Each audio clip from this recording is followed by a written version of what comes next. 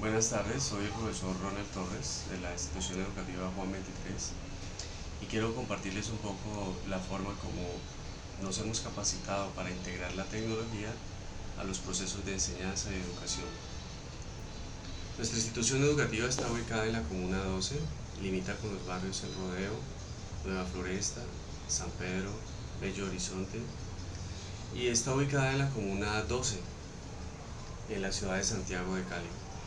Tiene una población aproximada de 1900 estudiantes en 2 jornadas, más o menos 80 profesores, y incluye personal administrativo y de apoyo general.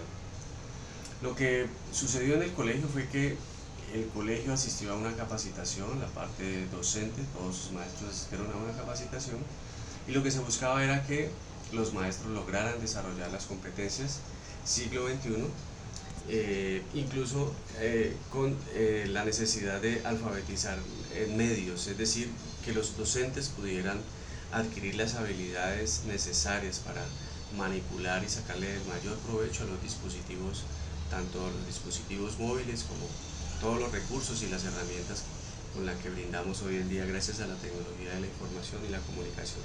Así que la capacitación fue en 2 vías, una para los docentes y una para los estudiantes. Básicamente la idea central era adquirir las competencias siglo XXI. Esas competencias insisten en evidenciar en los estudiantes una resolución efectiva de los problemas, una asertividad en la comunicación, adquirir las posibilidades, las destrezas de ser creativo, tener un pensamiento crítico, y eso solo es posible en la medida en que también los docentes se involucran en la búsqueda de este tipo de competencias. Esas competencias son el resultado de unos criterios que el Ministerio de Educación estableció, teniendo en cuenta las que la UNESCO propone y la OCDE demanda. Así que al final, lo que tenemos hoy en día en nuestro sistema educativo colombiano es el resultado de unos criterios propios, pero teniendo como base el concierto mundial, es decir, todo lo que se está moviendo en las sociedades desarrolladas al respecto. La política y la visión, las nociones básicas de tecnología, información y comunicación, la profundización del conocimiento y la generación del mismo hacen parte de las competencias siglo XXI. Están divididas por dimensiones, entonces tenemos una dimensión inicial, una dimensión intermedia y una dimensión avanzada.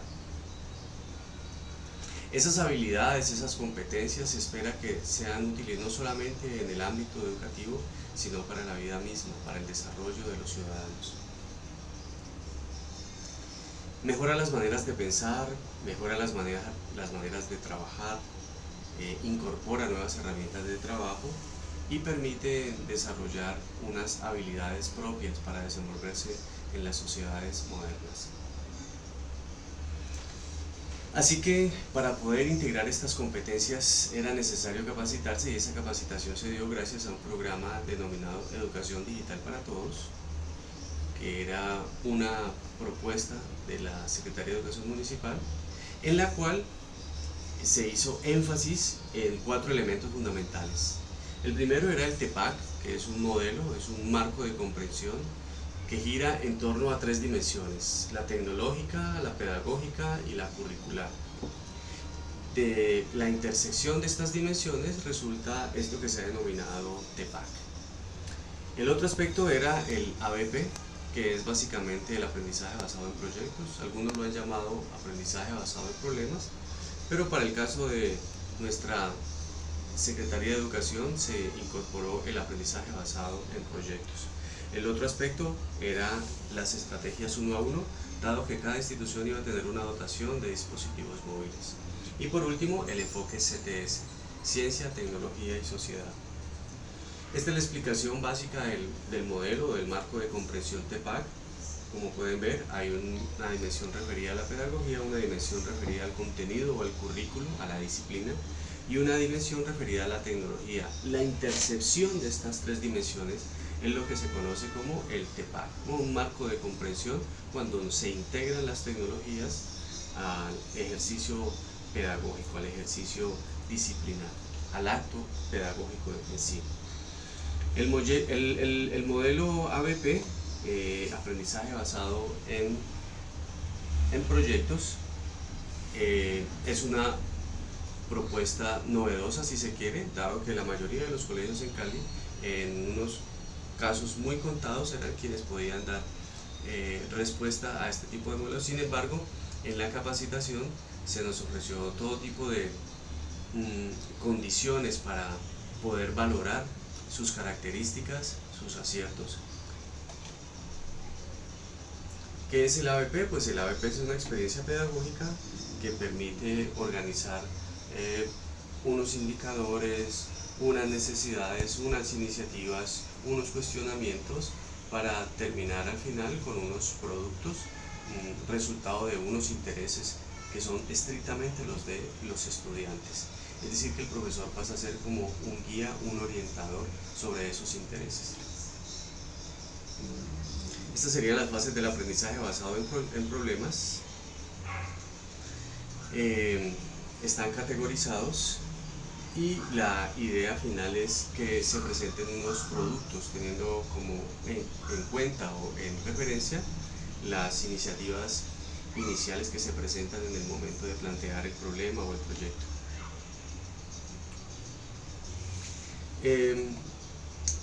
Este es el modelo 1 a 1. En el programa se establece el modelo 1 a 1 teniendo como referencia los buenos resultados que se obtuvieron con el plan Ceibal que se implementó en Uruguay y con el modelo de incorporación de las tecnologías en la educación en la ciudad de Santiago de Chile. Entonces, la Alcaldía de Cali, a través de la Secretaría, lo que hizo fue recuperar esa información valiosa, adquirir las posibilidades para desarrollar un plan más contextualizado, pero teniendo en cuenta las experiencias que se han vivido tanto en Uruguay como en Chile. Y tuvimos entonces la posibilidad de tener asesores que venían de Chile y de Uruguay para que nos explicaran en qué consistía la metodología 1 a 1, la estrategia 1 a 1, que no es otra cosa sino poner un dispositivo al alcance de un estudiante y de un profesor para que haya la posibilidad de tener acceso ilimitado a la información y con esta información construir el conocimiento. Y por último, el enfoque CTS, Ciencia, Tecnología y Sociedad, que es un enfoque que ya ha trasegado más o menos unos 15 años. Para nosotros era algo novedoso, sin embargo en Europa y sobre todo en España se venía desarrollando el enfoque CTS con un éxito evidente en la ESO, la escuela obligatoria.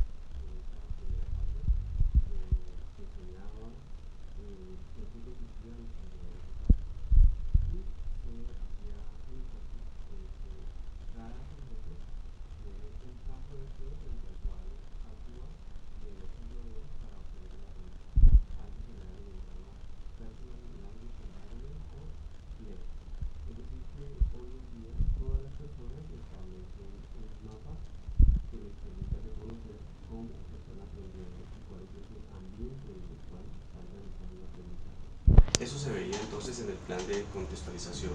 En el segundo plan, el segundo momento, se habla de la adaptación y en ese módulo se hablaba de las estrategias pedagógicas para hacer innovación en el aula, es decir, se tocaba el tema del ABP, las estrategias 1 a 1, el aprendizaje activo, se hacía modelación y evaluación de los aprendizajes en los entornos virtuales y empezamos a ver cómo la tecnología permitía que se desarrollaran nuevas formas de aprender y de enseñar. Eso era en el momento 2, el momento de adaptación. En el momento 3, que es un momento llamado de adopción, lo que hicimos fue una reconceptualización de los recursos pedagógicos, hicimos diseño de actividades de aula con TIC, nos apropiamos de la concepción de los proyectos de clase enriquecidos con los recursos digitales y empezamos a darle mucha más importancia a la web 2.0. En el momento 4, que es el momento denominado de apropiación, lo que hicimos fue darle una mirada a lo que se considera innovación e investigación práctica en el aula. Intentamos hacer construcciones de proyectos enriquecidos con recursos digitales y empezamos a desarrollar proyectos con el enfoque CTS. En el momento 5, denominado transformación del aprendizaje, básicamente lo que hicimos fue poner en común los proyectos o las iniciativas que desde el primer momento los tutores hicieron la consideración para que los presentáramos. Es decir, que desde el primer momento de contextualización, cada uno de los maestros tenía que presentar una idea que a futuro se iba a desarrollar. Pues entonces en este momento 5, desde el momento de la transformación del aprendizaje, era el momento ideal en donde cada uno de nosotros iba a presentar su idea de proyecto, obviamente enriquecida con los recursos y las herramientas tecnológicas. Al final, cada uno de los maestros tenía que presentar un PID, o sea, un portafolio interactivo digital, que iba a permitir evidenciar los avances, el resultado de esa capacitación, que estaba dividida, repito, en 5 fases, 5 momentos. Ese PID iba a tener una evaluación, es decir, una rúbrica, una matriz de valoración, y esa matriz de valoración iba a permitir que se lograran avances significativos, que se reconocieran, digamos, las deficiencias, pero que al final pudiéramos evidenciar en qué lugar estábamos, y evidentemente pues era un lugar diferente del que arrancamos. Ahora les voy a mostrar lo que se ha denominado secuencia didáctica, es decir, después de toda esta capacitación, todos los profesores ya estaban en capacidad de traer todos esos conocimientos e integrarlos en la institución educativa a través de las secuencias didácticas. Así que la secuencia didáctica que se presentó para mostrarla, digamos, a los estudiantes, fue relacionada con el tema del calentamiento global. Yo tengo un curso de octavo en donde tengo 32 estudiantes y el tema que me correspondía en el primer periodo al finalizar era el calentamiento global. Entonces lo que hice fue desarrollar una secuencia didáctica. Y una secuencia didáctica es coger el tema y hacerle una serie de partes, dividirlo en partes de manera secuencial, de tal forma que fácilmente se pueda ver cada parte, los elementos que la componen, la metodología, la forma de implementarlo y la evaluación. Adicionalmente, pues los productos que los estudiantes tienen que entregar. Entonces, lo que hice fue hacer una secuencia en donde yo propongo que el calentamiento global debe ser un tema que, si bien es cierto, se ha recorrido durante mucho tiempo con él, muchos de nuestros estudiantes aún están distantes de tener la conciencia sobre el problema ambiental que cargamos los seres humanos en nuestro planeta. Así que lo que propuse fue que hiciéramos un trabajo que consistía en plantearnos el problema, ir y buscar en la red la información, después hacer, utilizando un recurso que se llama Pixton, una caricatura que diera cuenta de aquello que fuimos a buscar a la red. Es decir, cada uno de los estudiantes junto con su grupo de trabajo hizo una tira cómica en donde problematizó el tema que estábamos presentando. Después de hacer la tira cómica tenía que salir al frente y socializarlo con los demás compañeros. Después de hacer esa tira cómica, Los estudiantes venían al salón de clase y lo que hacían era socializar, y el profesor hacía intervenciones sobre el tema nuevamente y proponía una serie de preguntas. Esas preguntas tenían que ser analizadas y respondidas en un Padlet, es decir, en un pizarrón interactivo en donde cada grupo iba subiendo las respuestas, pero también iba evidenciando a través de las fotografías el momento en que se reunió, el momento en que estaban discutiendo, y eso lo que permitió fue que cada uno de los grupos se reconociera y viera el trabajo de los otros.